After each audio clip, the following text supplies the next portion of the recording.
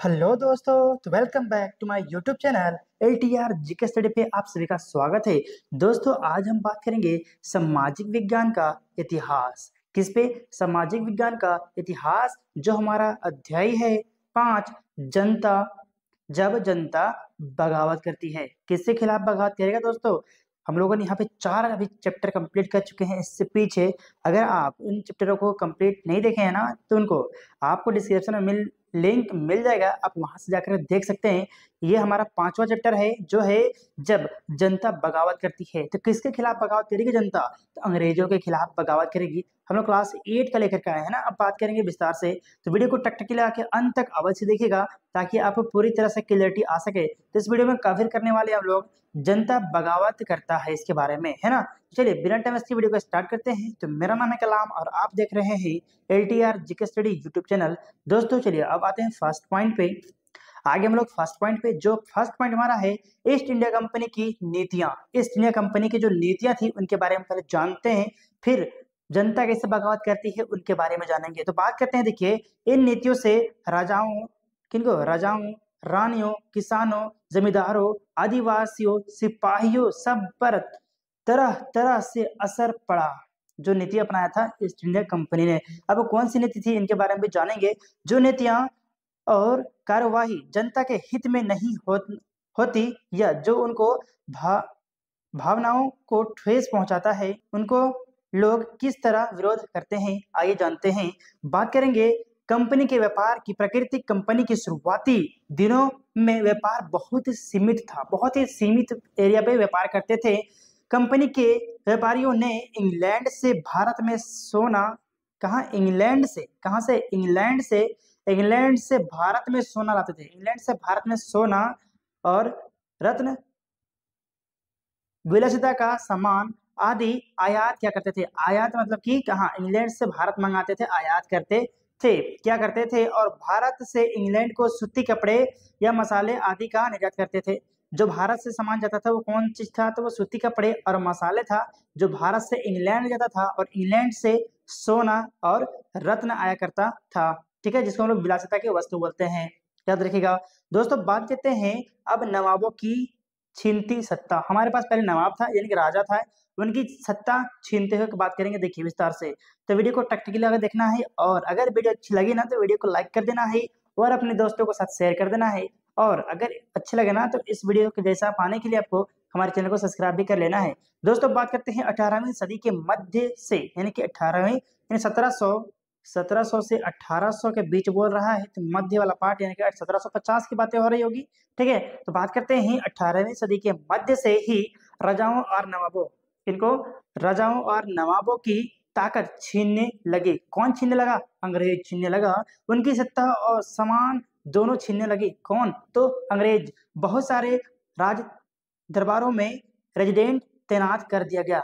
जो रेजिडेंट था तैनात कर दिया गया, और अंग्रेज का ही आदमी था रेजिडेंट, इसको हर दरबार में तैनात कर दिया गया। अस्थायी शासकों की स्वतंत्रता घटती जा रही थी। जो अस्थायी शासक थे, वहां के जो राजा था, उनका जो शासन था वो अस्थायी सत्ता घटती जा रही थी। उनकी सेनाओं को भंग कर दिया गया। जो उनकी सेना थी, जो उनकी पुलिस थी, इनकी जो राजाओं के जो सिपाही थे, उनको भंग कर दिया गया, उनको कम कर दिया गया। उसके राजस्व वसूली के अधिकार व इलाके एक एक छीने जा रहे थे। जो उनके राजस्व तय करने थे, जो उनके टैक्स लिया जाता था, राजा टैक्स लेता था, वसूल करता था, वो सब छीना जा रहा था। एक एक करके सब एरिया उनके छीने जा रहे थे। तो कौन छीन रहा था? अंग्रेज छीन रहा था। कौन? अंग्रेज छीन रहा था। अब बात करते हैं, हमारा नेक्स्ट पॉइंट है झांसी की रानी, झांसी की रानी लक्ष्मीबाई के बारे में जानते हैं। देखिए विस्तार से जानते हैं, एक एक पॉइंट करके क्लियर करेंगे, है ना। देखिए बात करते हैं झांसी रानी लक्ष्मीबाई। कौन? रानी लक्ष्मीबाई का जन्म 19 नवंबर 1828 को काशी के अस्सी घाट, काशी के अस्सी घाट वाराणसी में हुआ था। कहाँ हुआ था? काशी के अस्सी घाट वाराणसी में हुआ था। कब हुआ था?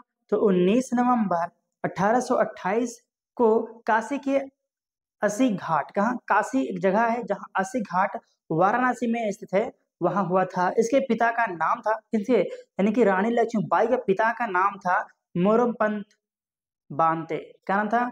मोरोपंत बांते। और माता का नाम था भागीरथी बाई। क्या नाम था? भागीरथी बाई नाम था, किनकी? रानी लक्ष्मीबाई की माता और पिता का नाम आपने जान लिया। ठीक है, इसका बचपन का नाम यानी कि रानी लक्ष्मीबाई का बचपन का नाम था, वो था मणिकर्णिका। क्या नाम था? मणिकर्णिका नाम था। ठीक है, रखा गया था। रानी लक्ष्मीबाई का नाम था पहले का बचपन का, वो था मणिकर्णिका नाम था। परंतु प्यार से मणिकर्णिका को मनु मणिकर्णिका को ही मनु यानी कि रानी लक्ष्मीबाई को ही मनु पुकारा जाता था। पुकार नाम मनु था। किसका? तो लक्ष्मीबाई का। मनु जब मात्र 4 साल की थी, कब? कितने साल की? 4 साल की थी, तब उसकी माँ का निधन हो गया। तब उनकी माँ ही निधन हो गई, गुजर गई, मर गई। याद रखिएगा। ठीक है, बात करते हैं। चाहती थी कि उनके पति की मृत्यु के बाद उनके गोद लिए हुए बेटे को राजा बनाया जाए। जो उनके पिताजी गोद लिए थे बेटे का, उनको राजा बनाया जाए, ये मानते थे। लेकिन रानी लक्ष्मीबाई ही बनी थी, है ना। याद रखिएगा। बात करते हुए देखिए, पॉइंट पे चलेंगे अभी विस्तार से, है ना। देखिए, बात कर रहे हैं, ये हमारी रानी लक्ष्मीबाई की तस्वीर को दिखाया जा रहा है, जो अंग्रेजों के खिलाफ लड़ रहे थे, है ना। देखिए, आप देख सकते हैं यहाँ पे। अब बात करेंगे पेशवा बाजीवार द्वितीय के बारे में। किसके बारे में? पेशवा बाजीवार द्वितीय के बारे में जानते हैं। थोड़ा विस्तार से देखिएगा, है ना। बात करेंगे। देखिए, बाजीवार द्वितीय 1 जनवरी सन मराठा साम्राज्य के पेशवा थे। इसके समय में मराठा साम्राज्य का पतन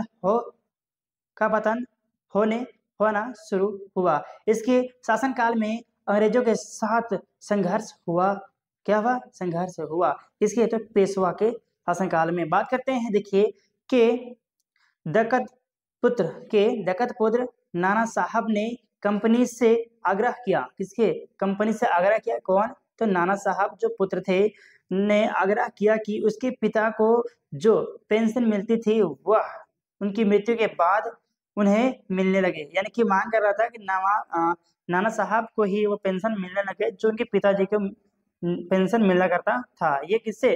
अंग्रेजों से। अब बात करेंगे अवध की रियायत। किससे बात करेंगे? अवध की रियायत में बात करेंगे विस्तार से। देखिए, फर्स्ट पॉइंट बात करते हैं, अंग्रेजों के कब्जे में जाने वाली आखिरी रियायत जो था, आखिरी रियायत में से थी, जो रियायत थी वो आखिरी रियायत था अंग्रेजों के कब्जे में जाने से। ठीक है, बात करेंगे 1801 में अवध पर एक सहायक संधि थोपी गई। कहाँ पे? अवध में एक सहायक संधि थोपी गई। तो कब? 1801 में थोपी गई। और 1856 में अंग्रेजों ने इससे अपने कब्जे में ले लिया। कब? 1856 में इसको अपने कब्जे में ले लिया। कौन ले लिया? अंग्रेज। किसको? तो अवध को ले लिया। बात करते हैं अब डलहौजी की। दोस्तों, कैसा लग रहा है वीडियो? अगर वीडियो अच्छी लग रही है ना, तो वीडियो को लाइक करना है और अपने दोस्तों के साथ शेयर और मुझे फॉलो जरूर करना है। बात करते हैं डलहौजी के बारे में, विस्तार से बात करेंगे। लॉर्ड डलहौजी के राज्य हड़प नीति या गोद प्रथा निषेध की नीति की विशेषताएं बात करेंगे। यानी क्या था राज्य हड़प नीति और गोद प्रथा निषेध को। बात करते हैं, पर समझते हैं इसके बारे में, है ना। तो बात करेंगे राज्य हड़प नीति, यानी कि राजा से जो नीतियां थी, क्या थी कि राजा जो एरिया था उनको हड़पना था, वही था राज्य हड़प नीति। और गोद प्रथा, यानी कि जो किसी बच्चों का गोद लेते हैं उसको निषेध, यानी कि उसे आप गलत साबित कर रहा था। कौन? तो डलहौजी। याद रखिएगा, कौन कर रहा था? तो डलहौजी कह रहा था। ठीक है, इस नीति का सबसे प्रमुख विशेषता यह थी कि जिन शासकों द्वारा उत्तराधिकारी नहीं होता था वे पुत्र को गोद नहीं ले सकते थे। ठीक है, वो पुत्र को गोद नहीं ले सकते थे। ठीक है, इस नीति को लागू करने के लिए डलहौजी ने सभी भारतीय राज्यों या रियायतों को 3 श्रेणियों में विभाजित किया था। और वो कौन कौन सी श्रेणी थी, इसके बारे में पहले जानते हैं। फर्स्ट श्रेणी, सेकंड श्रेणी एंड तृतीय श्रेणी।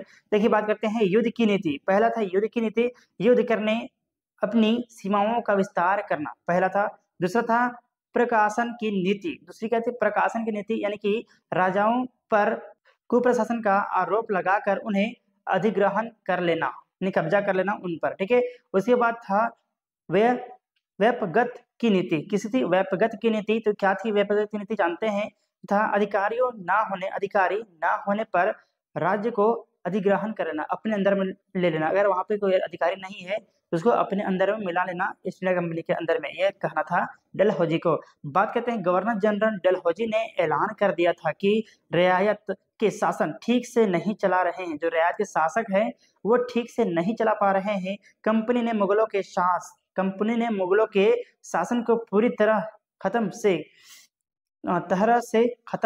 करने के लिए कंपनी द्वारा जारी सिक्कों पर से मुगल बादशाह का नाम हटा दिया गया। जो सिक्का जारी किया गया था मुगल बादशाह के द्वारा, वो सिक्का से नाम हटा दिया गया मुगल बादशाहों का। बहादुर शाह जफर अंतरिम मुगल बादशाह था। जो बहादुर शाह जफर था वो अंतिम मुगल बादशाह था। ठीक है, याद रखिएगा। अब बात करते हैं किसान और सिपाही। ये किसान और सिपाही जो विद्रोह कर रहे थे क्यों, अब बात करते हैं इस पे थोड़ी।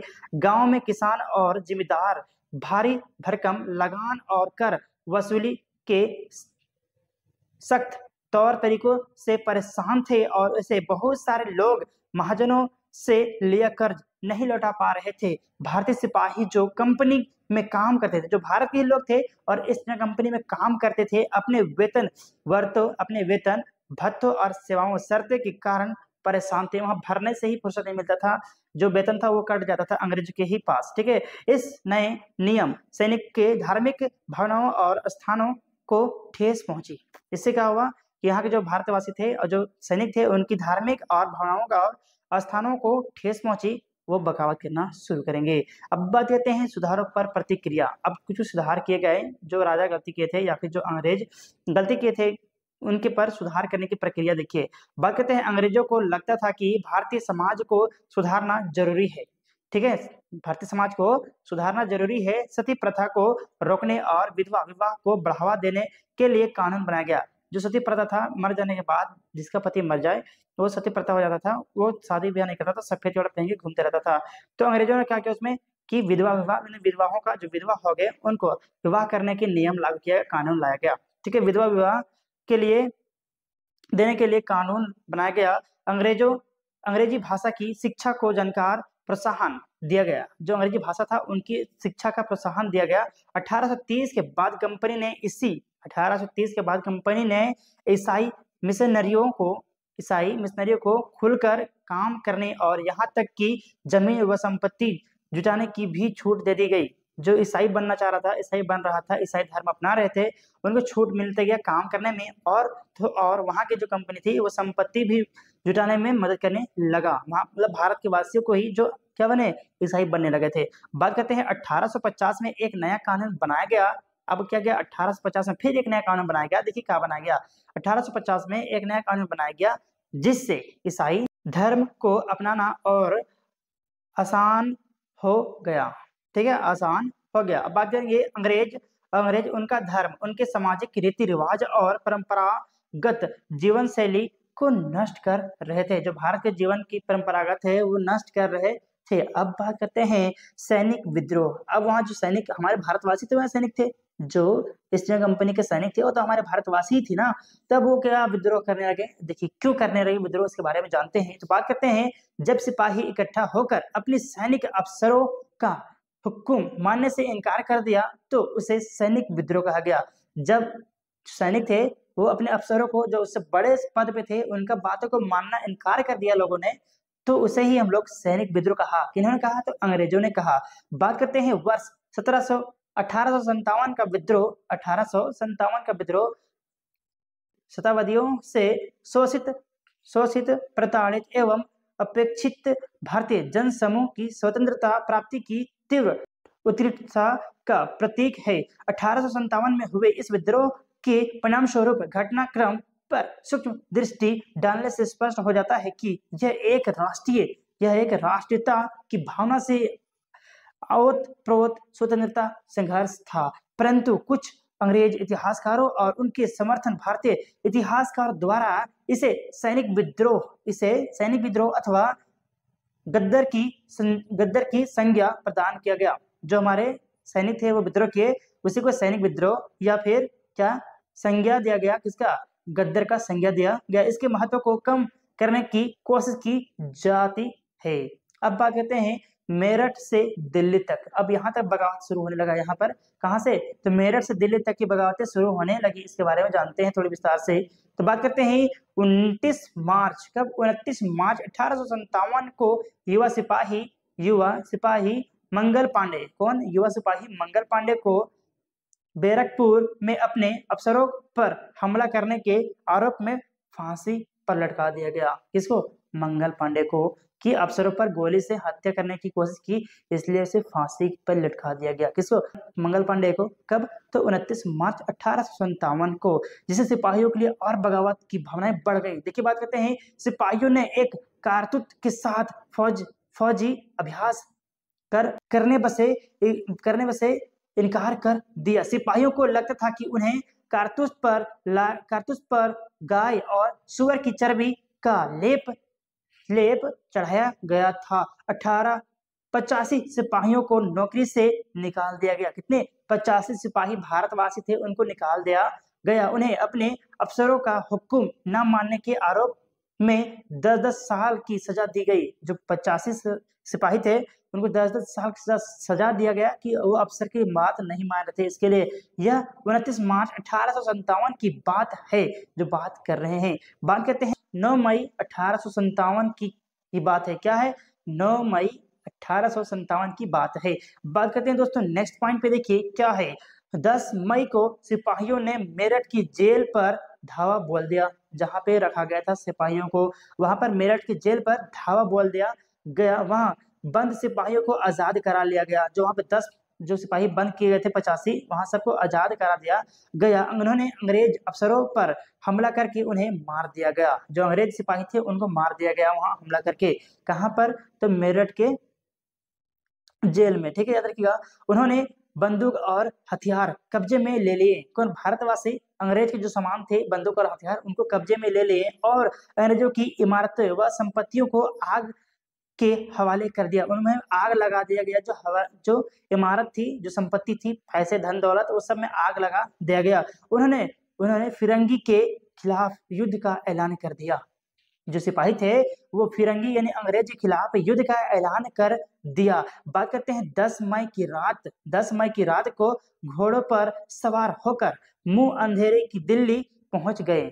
ठीक है, वही सिपाही क्या हुए? रातों रात कहाँ पहुंच गए? दिल्ली पहुंच गए। उनके आने की खबर फैली। दिल्ली में तैनात टुकड़ियों ने भी बगावत कर दी। जो वहां के टुकड़ियों थे वो भी बगावत करना शुरू कर दिया। किनके खिलाफ? तो अंग्रेजों के खिलाफ। बात करते हैं अब वे बादशाह से मिलना चाहते थे। किससे? बादशाह, जो दिल्ली का बादशाह था उनसे मिलना चाहता था। कौन? सिपाही जो भारतवासी थे। और बहादुर शाह जफर को अपना नेता घोषित कर दिया। उनसे मिला। जो वहां का दिल्ली का शासक था वो कौन था? बहादुर शाह जफर। जो 1857 की बातें कर रहे हैं, उससे बहादुर शाह जफर वहां दिल्ली का शासक यानी कि राजा था, उससे मिला और उसको नेता घोषित कर दिया गया। किसको? बहादुर शाह जफर को। भारतवासी जो सिपाही बने थे वो उन्होंने उनको नेता घोषित कर दिया। अब बात करते हैं बगावत फैलने लगी। कैसे कैसे बगावत फैलती है इसके बारे में जानते हैं। रेजिडेंट में सिपाहियों ने विद्रोह कर दिए। ये विद्रोह दिल्ली, कानपुर, लखनऊ तक फैल गया। कहाँ कहाँ? दिल्ली, कानपुर, लखनऊ तक फैल गया। अब बात करते हैं थोड़ी, देखिए बहुत ही मजा आने वाला है। अगर वीडियो अच्छी लग रही है ना दोस्तों, तो वीडियो को लाइक करना है और अपने दोस्तों के साथ शेयर करना है, ताकि वो भी हिस्ट्री एक कमांड अपना बना सके। और इस तरह से वीडियो पाने के लिए हमें फॉलो जरूर करना है। तो दोस्तों अब बात करते हैं कानपुर में बगावत कैसे कैसे हुआ, इसके बारे में जानते हैं। तो बात करते हैं स्वर्गीय पेशवा बाजीराव के दत्त पुत्र नाना साहब कानपुर के पास रहते थे। जो नाना साहब थे ना, वो कानपुर के पास ही रहा करते थे। उन्होंने सेना इकट्ठा की और ब्रिटिश सैनिकों को शहर से खदेड़ दिया। जो शहर था, टाउन था, उसे खदेड़ दिया। कौन? नाना साहब ने अपने सैनिकों के साथ इकट्ठा करके, और खुद को पेशवा घोषित कर दिया गया। वो खुद को पेशवा घोषित किया कि हम पेशवा से हैं भाई साहब। ये है नाना साहब की तस्वीर, आप देख सकते हैं, है ना? देखिए ये आपको दिख रहा है। अब बात करते हैं लखनऊ की। कहाँ की बात करते हैं? लखनऊ की। तो लखनऊ की गद्दी से हटा दिया गया नवाब वाजिद अली शाह। वहां जो वाजिद अली शाह था, वहां का नवाब था। वाजिद अली शाह के बेटे बिरजिस कद्र को नया नवाब घोषित कर दिया गया। उनकी मां बेगम हजरत महल ने और अंग्रेजों के खिलाफ विद्रोह को बढ़ावा देने में बढ़ चढ़कर हिस्सा लिया। जो उनकी मां थी ना, किनकी मां? तो बिरजिस कंद्र को जो मां थी उसका नाम था बेगम हजरत महल, जिन्होंने अंग्रेजों के खिलाफ बगावत करना शुरू किया। कहाँ पे? लखनऊ में। ठीक है, ये है हजरत बेगम महल, देख सकते हैं आप, कितनी क्यूट है ना। बात करते हैं अब नेक्स्ट पॉइंट पे। देखिए टिकटिकी लगा के देख रहे हैं ना, कहीं दिक्कत हो तो कमेंट कर लेना, है ना दोस्तों। अब बात करते हैं नेक्स्ट पॉइंट पे। चलिए अब बात करते हैं झांसी की। क्या बात करेंगे, झांसी की बात करते हैं तो रानी लक्ष्मीबाई भी विद्रोह सिपाहियों के साथ ज मिली। अब क्या हुआ, अंग्रेज के साथ विद्रोह करने के लिए क्या हुआ, अब सिपाहियों के साथ भी कौन, झांसी की रानी मिल गई। उन्होंने नाना साहब के सेनापति सेनापति तात्या टोपे के साथ मिलकर अंग्रेजों को भारी चुनौती दी। जो नाना साहब के जो सेनापति था वो कौन था, तो तात्या टोपे था। कौन था, तात्या टोपे, जिन्होंने अंग्रेजों के साथ और मिलकर यानी कि रानी लक्ष्मीबाई के साथ मिलकर अंग्रेजों को भारी चुनौती दिया। अब बात करते हैं बिहार की थोड़ी, क्या होती है बिहार की, बिहार कुंवर सिंह थे। बिहार में कौन था, कुंवर सिंह ने भी विद्रोह सिपाहियों के साथ दिया और महीनों तक अंग्रेजों से लड़ाई करते रहे। कौन, तो कुंवर सिंह, वीर कुंवर सिंह के नाम से जानते हैं इसको हम लोग। अब बात करते हैं कंपनी का पलटवार, जो बगावत कर रहे थे ना अब इंडिया वाले लोग, भारतवासी, अब उन पे पलटवार करेगा ईस्ट इंडिया कंपनी यानी कि अंग्रेज। देखिए बात करते हैं 1857 में दिल्ली, 1857 में दिल्ली दोबारा अंग्रेजों के कब्जे में आ गया, वहां पे कब्जा फिर कर लिया अंग्रेज। अंतिम शासक मुगल शासक कौन था, तो बहादुर शाह जफर था। ठीक है, बहादुर शाह जफर पर मुकदमा चलाया गया, जो दिल्ली का शासक था बहादुर शाह जफर, उसमें मुकदमा चलाया गया और उन्हें आजीवन कारावास की सजा दिया गया। आजीवन कारावास यानी कि अब जिंदगी भर तुम जेल में ही रहो, ऐसा कारावास का सजा दिया गया। अब बात करते हैं मार्च 1858 में, मार्च 1858 में लखनऊ, अभी लखनऊ भी वहां पे हुआ था ना विद्रोह बगावत। अब 1858 में लखनऊ अंग्रेज के कब्जे में आ गया, वहां पर भी अब अंग्रेज का कब्जा हो गया। बात करते हैं जून 1858 में रानी लक्ष्मीबाई की शिकस्त हुई, जो रानी लक्ष्मीबाई थी उसकी शिकस्त यानी कि हार हो गया और उसे मार दिया गया। कब, 1858 में ही। उसे तात्या टोपे मध्य भारत के जंगलों में रहते हुए कौन, तात्या टोपे मध्य भारत के जंगलों में रहते हुए आदिवासियों और किसानों की सहायता से छापामार युद्ध चलाते रहे, कुछ कुछ हमले जगह पर हमला करते रहे। कौन, तात्या टोपे। अब बात करते हैं अंग्रेजों ने 1859 में आखिर तक देश पर पूरा नियंत्रण पा लिया था। कब, 1859 तक पूरा भारत में अपना कब्जा बना लिया था। कौन, ईस्ट इंडिया कंपनी यानी कि अंग्रेज। लेकिन अब वे पहले वाली नीतियों सहारे शासन नहीं चला सकते थे, जो पहले की नीति थी उनके सहारे शासन नहीं चला सकते थे।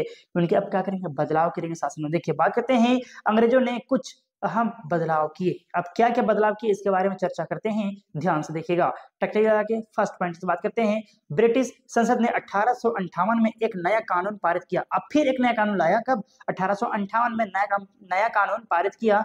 ईस्ट इंडिया कंपनी के सारे अधिकारी ब्रिटिश साम्राज्य के हाथ में सौंप दिए, ताकि भारतीय मामलों को ज्यादा बेहतर ढंग से संभाला जा सके। अब बात करते हैं पॉइंट नंबर 2, क्या है, देश के सभी शासकों को भरोसा दिया गया कि भविष्य में कभी भी उनके भूक्षेत्र पर कब्जा नहीं किया जाएगा। उन्हें अपनी रियायत, अपने वसंजों तथा यहाँ तक कि दत्तक पुत्रों को सौंपने की छूट दी गई। दत्तक पुत्र यानी कि जो हमें गोद लेते हैं उसको दत्तक पुत्र को भी छूट दिया गया, लेकिन उन्हें इस बात के लिए प्रेरित किया गया कि वे ब्रिटेन की रानी को अपना अधिपति स्वीकार करे। जो ब्रिटेन की रानी है उनको अधिपति अपना भगवान स्वीकार करे, तो ही ऐसा आपको देखने को मिलेगा। इस तरह भारतीय शासकों को ब्रिटिश साम्राज्य के अधीन शासन चलाने की छूट दी गई। अब बात करते हैं पॉइंट नेक्स्ट यानी कि 3, बात करेंगे सेना में भारतीयों का अनुपात कम करने और यूरोपीय सिपाहियों की संख्या बढ़ाने का फैसला लिया गया। जो भारत के सिपाही थे उनको सेना में अब कम करने लगे। क्यों, क्योंकि बगावत कभी भी कर सकता भारतवासी, भाई सब भारतवासी ही रहेगा ना। इसलिए ब्रिटिश की जो थी यूरोपीय जो सिपाही थे उनको भारत में बुलाया जाने लगा। ठीक है, याद रखिएगा। यह भी तय किया गया कि अवध, बिहार, मध्य प्रदेश, मध्य भारत और दक्षिण भारत से सिपाहियों को भर्ती करने की कब्जा की बजाय अब गोरखा, सिखों और पठानों में से ज्यादा सिपाही भर्ती किए जाएंगे। ये अब भर्ती किए जाएंगे, ना कि ये वाला पहले जो कहता था उसको नहीं करेंगे, अब नया भर्ती करेंगे। दोस्तों अब बात करते हैं नेक्स्ट, जो हमारा लास्ट पॉइंट बचेगा। अब इसमें देखिए पॉइंट 4 है, क्या है, मुसलमानों की जमीन और संपत्ति बड़े पैमाने पर जब्त की गई। ठीक है, बड़े पैमाने पर अंग्रेज जब्त कर लिए। उन्हें संदेह व शत्रुता के भाव से देखा करते थे। जो मुसलमान थे उनको संदेह और शत्रुता यानी कि दुश्मन के भाव से देखा करते थे। कौन, अंग्रेज को लगता था कि वह विद्रोह जो हुआ था, सिपाही विद्रोह, वह मुसलमानों ने ही करवाया था, ऐसा उन्होंने मानते थे। उन्होंने ही बड़ी किया था, वो चाहता था, वो मानता था अंग्रेज कि जो विद्रोह हुआ था, सिपाही विद्रोह, वो अंग्रेज मुसलमानों ने ही करवाया है, ये मानते थे। बात करते हैं पॉइंट नेक्स्ट, अंग्रेजों ने फैसला किया कि वे भारत के लोगों के धर्म और सामाजिक रीति रिवाज का सम्मान करेंगे, ऐसा। तो दोस्तों आई होप आपको वीडियो अच्छी लगी होगी। कैसा लगा वीडियो जल्दी कमेंट में बताना है, और आप कहाँ से देख रहे हैं ये भी कमेंट करके आपको बताना है। दोस्तों आई होप आपको वीडियो अच्छी लगी होगी। तो दोस्तों आज ही इतना ही। अगर वीडियो अच्छी लगी ना तो वीडियो को लाइक कर दें और अपने दोस्तों के साथ शेयर कर दें, और अगर अच्छी लग रही है तो मुझे फॉलो कर लें। दोस्तों आज ही इतना ही, तब तक के लिए जय हिंद, वंदे मातरम।